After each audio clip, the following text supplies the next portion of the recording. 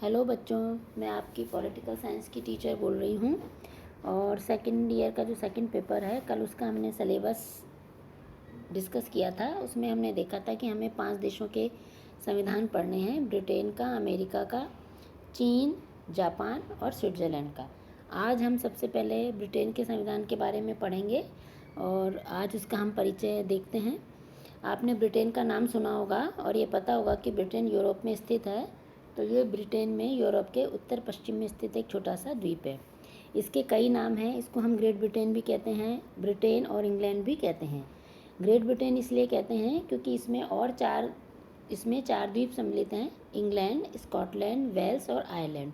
लेकिन इसमें से जो इंग्लैंड है वो सबसे मुख्य प्रदेश है या बड़ा प्रदेश है।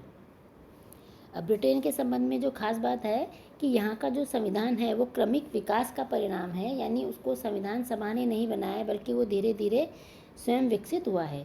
जबकि रूस, फ्रांस और चीन में जो परिवर्तन हुआ है वो हिंसात्मक क्रांति के द्वारा हुआ है, जबकि ब्रिटेन में ऐसा नहीं है।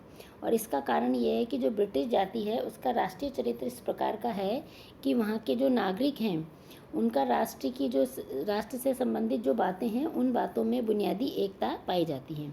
दूसरा ये है कि ये अनुदारवादी प्रवृत्ति के हैं, जो प्राचीन संस्थाओं में आवश्यकता अनुसार परिवर्तन करके उन्हें नवीन परिस्थितियों के अनुसार ढाल देते हैं। यानी प्राचीन परंपराओं को ये समाप्त नहीं करते हैं बल्कि उनमें थोड़ा सा परिवर्तन करके उनको नवीन परिस्थितियों के अनुरूप बना लेते हैं। संविधान के विकास के चरण। अब जो संविधान है वो क्रमिक विकास का परिणाम है, ना कि किसी संविधान सभा का। इसका अर्थ यह है कि निरंकुश राजतंत्र शांतिपूर्ण तरीके से वैधानिक राजतंत्र में परिवर्तित हो गया। और CF स्ट्रॉन्ग के अनुसार परिवर्तन 2 प्रकार से हुए हैं: एक रूढ़ियों के द्वारा, दूसरा विधियों के द्वारा। रूढ़ी ये जो संवैधानिक जीवन में जम तो गए हैं परंतु जिन्हें न्यायालय सामने आने पर मान्य नहीं करेगा। यानी रूढ़ियाँ हैं, उनका जो संवैधानिक जीवन है उसमें वो आ तो गए हैं लेकिन उनका उल्लंघन होने पर न्यायालय में नहीं जाया जा सकता है। जबकि जो विधि हैं वो 3 प्रकार के: सामान्य विधि, संविधि और संधियाँ। और इनके उल्लंघन पर न्यायालय में जाया जा सकता है। अब जो संविधान है वो क्रमिक रूप से विकसित हुआ है। तो जो संविधान का विकास है वो 6 चरणों में हुआ है। पहला है एंग्लो सैक्सन काल, यानी जो पहला जो एंग्लो सैक्सन काल है वो 1066 के आसपास से ही यहाँ पर राजतंत्र धीरे धीरे से कमज़ोर पड़ने लगा और प्रजातंत्र की शुरुआत हुई।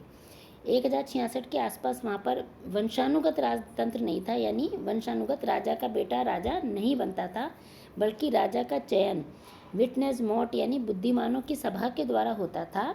राजा उस सभा का सभापति होता था और इस सभा के पास भी काफ़ी शक्तियाँ थी, यानी राजा को चुनने का अधिकार, हटाने की शक्तियाँ, शासन प्रबंध, कानून व कर लगाने का कार्य भी इसके पास में था। इसके बाद दूसरा आया नॉर्मन काल।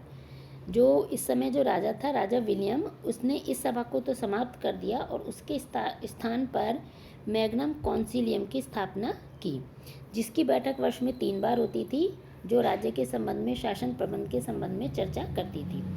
बाद में जब ये संस्था बड़ी हो गई तो उसके स्थान पर एक लघु संस्था की स्थापना की जिसको कहा गया क्यूरिया रेजिस। जब मैग्नस कॉन्सिलियम कार्यरत नहीं होती थी तब क्यूरिया रेजिस जो है वो राजा की सहायता करती थी। कालांतर में मैग्नम कॉन्सिलियम से संसद का निर्माण हुआ और क्यूरिया रेजिस से प्रीवी काउंसिल से मंत्रिपरिषद और मंत्रिपरिषद से मंत्रिमंडल की स्थापना हुई। इसी समय एक बड़ा परिवर्तन और हुआ, मैग्ना कार्टा। जो इसके बाद में जो राजा बना, राजा जॉन, वो बड़ा निर्दयी था और उसकी निर्दयता के कारण उसके मित्र और सहयोगी भी उसके विरोधी हो गए थे। लेकिन उसे अंत में 1215 में प्रजा की शर्तों को मानना पड़ा और वो महान अधिकार यातना पत्र है, मैग्ना कार्टा है, उस पर उसको हस्ताक्षर करने पड़े। और ये ब्रिटेन का सर्वाधिक महत्वपूर्ण प्रलेख है कि जिसके द्वारा ये निश्चित हुआ कि राजा महान परिषद की आज्ञा के बिना किसी विशेष प्रकार का कर नहीं लगाएगी। और इस अधिकार पत्र से ही मर्यादित जो राजतंत्र था वो वैधानिक शासन यानी वैधानिक लोकतंत्र की नींव पड़ी, यानी राजा की शक्तियाँ सीमित हो गई और जो मैग्नम कॉन्सिलियम थी उसकी शक्तियाँ धीरे धीरे बढ़ने लगी। और इसी से आगे चल के संसद का निर्माण हुआ। वो अपन देखते हैं किस प्रकार हुआ कि 1295 में जो एडवर्ड फर्स्ट था उसको युद्ध संचालन के लिए धन की आवश्यकता थी।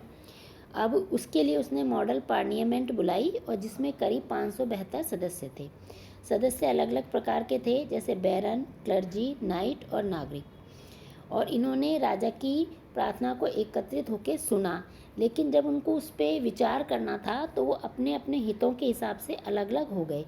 चूँकि बैरन और क्लर्जी के हित समान थे, इसलिए उन्होंने अपना एक अलग संगठन बना लिया जिसे लॉर्ड सभा कहा गया। और नाइट और नगरचंद जो कि सामान्य व्यक्ति थे, उन्होंने आगे चलकर कॉमन सभा का निर्माण किया। तो इस प्रकार मैग्नम कॉन्सिलियम से संसद का निर्माण हुआ और संसद में फिर आगे 2 सदन बन गए।